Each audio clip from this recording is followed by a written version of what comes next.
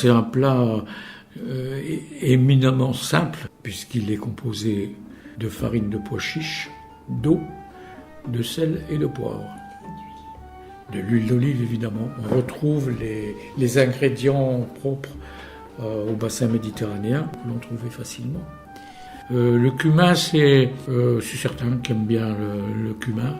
Le plat se prépare la veille, 1 litre d'eau avec 250 g de farine de pois chiche, qui sont bien mélangés.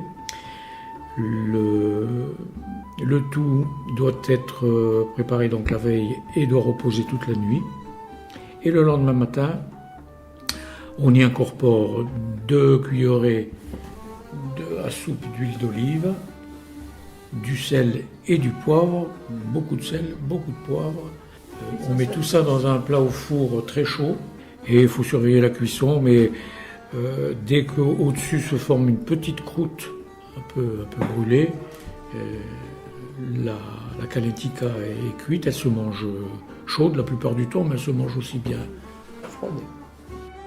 Commercialement, finalement, il y a quelqu'un qui dans la ville d'Oran, fabriquait ces kalentika dans de grands plateaux de 2 à 3 cm de profondeur en fer. Et les petits vendeurs venaient s'approvisionner auprès de cette entreprise. Il y en avait surtout un. Il avait une petite carriote, une petite charrette, dans laquelle il pouvait mettre 4 ou 5 tôles comme ça, chaudes.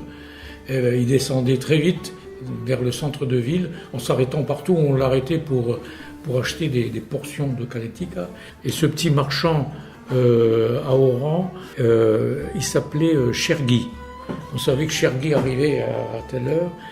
À la sortie des classes, les jeunes, les adolescents, s'achetaient une portion de kalentika chaude, toute fraîche, sortie du four, dans un morceau de pain.